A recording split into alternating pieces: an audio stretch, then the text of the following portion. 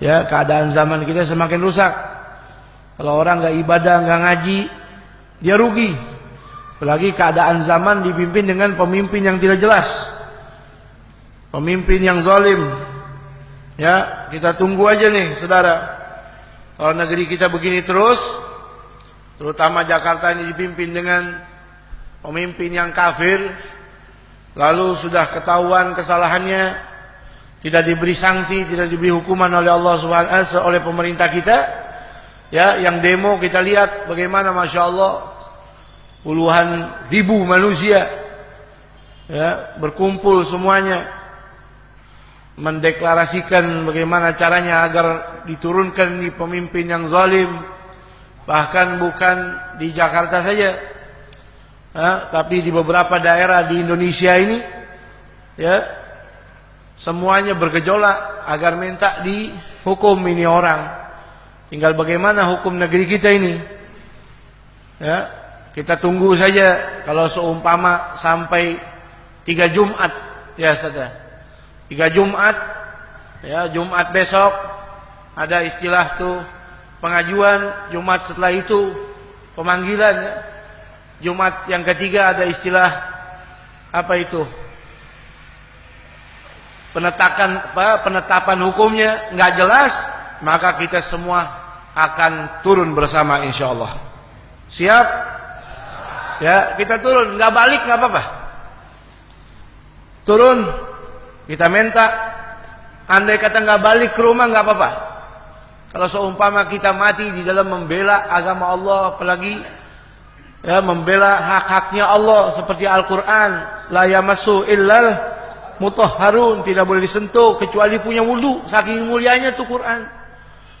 Kita bini kita cium, tangan guru kita cium, tangan ibu kita cium, kaki ibu kita cium, Quran kertas kita cium. Kenapa? Firman Allah. Jadi kalau dihina itu Quran, maka orang yang beriman ya harus berontak. Ini orang yang ada titik imannya dalam hatinya, satu titik aja. Andai kata dia pemabok, dengar beginian marah. Jangan lagi orang ibadah. Dia pemabok, dia muslim, dengar nabinya dihujat, dengar Quran dihina, dia marah. Ini orang Jakarta baik, saudara. Kalau di Makassar, di ujung pandang era 70-an, kita dengar cerita dari orang tua, ada orang kafir hina nabi, semua gereja seujung pandang dibakar, orangnya dibantai, dicincang. Itu orang ujung pandang tuh, orang Makassar. Satu orang hina nabi, gerejanya dibakar, semua gereja yang ada satu ujung pandang dibakar. Ini orang Jakarta baik. Demo ada istilah damai-damai. Tapi segala sesuatu ada batasnya. Ya, segala sesuatu ada batasnya.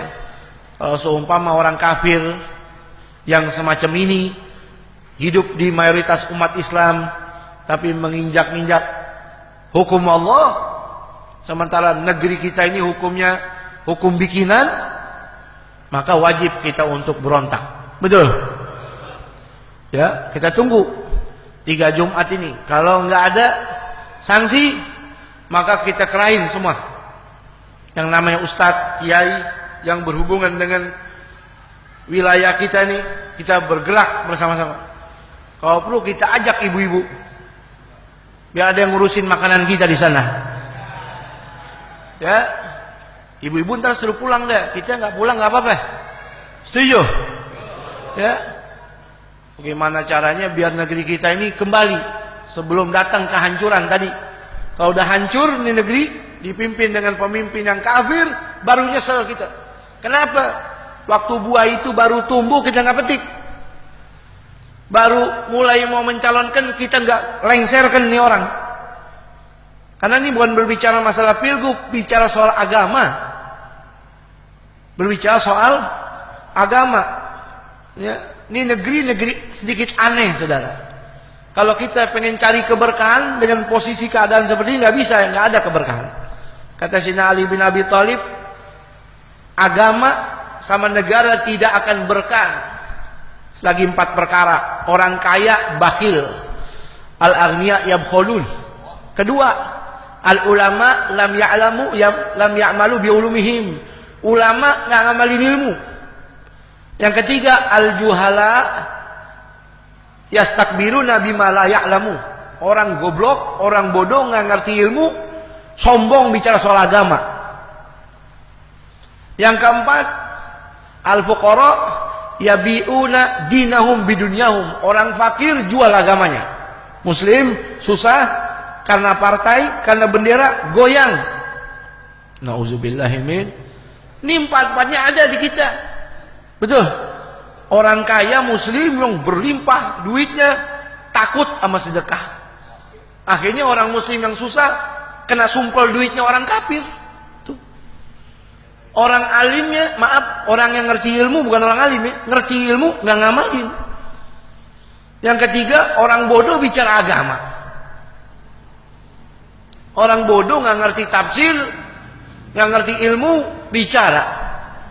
Nih orang susah ya karena kantong tipis nggak ada fulus, dia jual agamanya. Ini empat-empatnya terjadi di negeri kita, betul. Bagaimana mau berkah? Makanya mudah-mudahan orang-orang muslimin yang berlimpah hartanya jadi ahli sedekah, orang yang ngerti ilmu ngamalin ilmunya, orang yang bodoh belajar nggak merasa sombong dengan apa yang dia punya, dan orang-orang susah dikasih sama Allah kesabaran dan mantap imannya. Amin ya rabbal alamin. Wallahu a'lam bissawab. Rabbi zidni ilma.